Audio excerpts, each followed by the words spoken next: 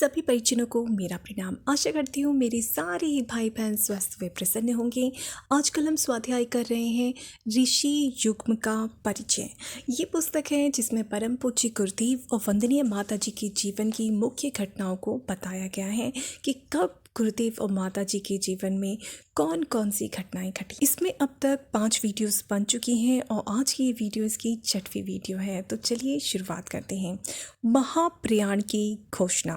परम पूज्य गुरुदेव के द्वारा वसंत पर्व सन 1990 पर महाकाल के संदेश के रूप में भविष्य की रीति नीति एवं महाप्रयाण की घोषणा की गई थी। वर्ष 1988 जनवरी की अखंड ज्योति पत्रिका पृष्ठ 28 में परम पूज्य गुरुदेव लिखते हैं, शरीर परिवर्तन की वेला आते ही यों तो हमें साकार से निराकार होना पड़ेगा, पर क्षण भर में उस स्थिति से अपने को उबार लेंगे और दृश्यमान प्रतीक के रूप में उसी अखंड दीपक की ज्वलंत ज्योति में समा जाएंगे। शरीर के निष्प्राण होने के उपरांत जो चर्म चक्षुओं से हमें देखना चाहेंगे वे इसी अखंड ज्योति की जलती लौ में हमें देख सकेंगे। हमारी प्रवृत्तियां मरेंगी नहीं वरन बढ़ चढ़कर अभिनव भूमिका संपन्न करेंगी। मिशन तीर की तरह सनसनाता अपने लक्ष्य की ओर बढ़ेगा। मिशन के भविष्य के संबंध में हर किसी को इसी प्रकार सोचना चाहिए और निराशा जैसे अशुभ चिंतन को पास भी नहीं फटकने देना चाहिए। 2 जून सन 1990 गायत्री जयंती के दिन गायत्री मंत्र का उच्चारण करते हुए उन्होंने महाप्रयाण किया। सूत्र संचालन माता जी ने संभाला। अपना शरीर गायत्री जयंती 2 जून को छोड़ने की घोषणा वे पूर्व से ही परम वंदनीय माता जी के समक्ष कर गए थे।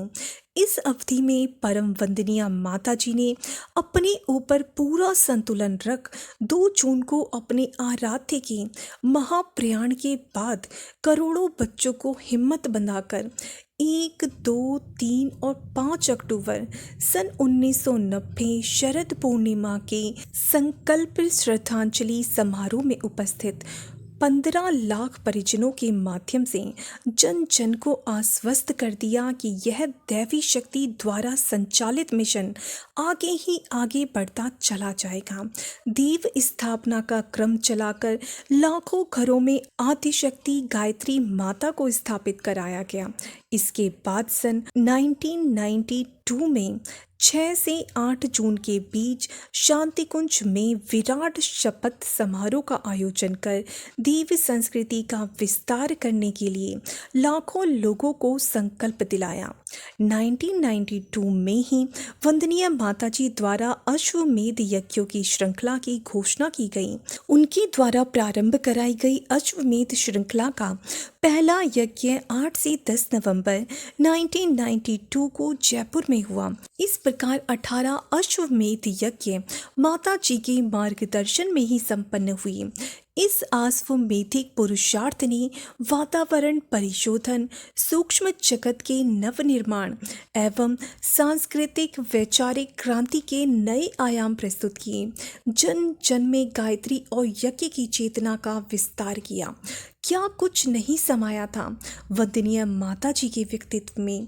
आदर्श गृहिणी, वात्सल्यमयी माँ, उत्कट तपस्विनी, आध्यात्मिक शक्तियों की दिव्य स्रोत, ओजस्वी वक्ता एवं कुशल व्यवस्थापिका आदि न जाने कितने रूपों में वे अपना प्रकाश बांटती बिखेरती रहीं।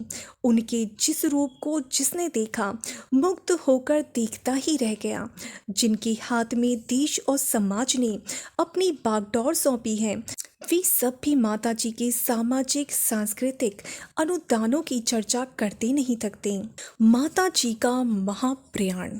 4 वर्ष की आराध्य से दूरी की सीमा बंधन वाली परिधि टूट चुकी थी। लगता था कभी भी वे अपने आराध्य से जा मिलेंगी।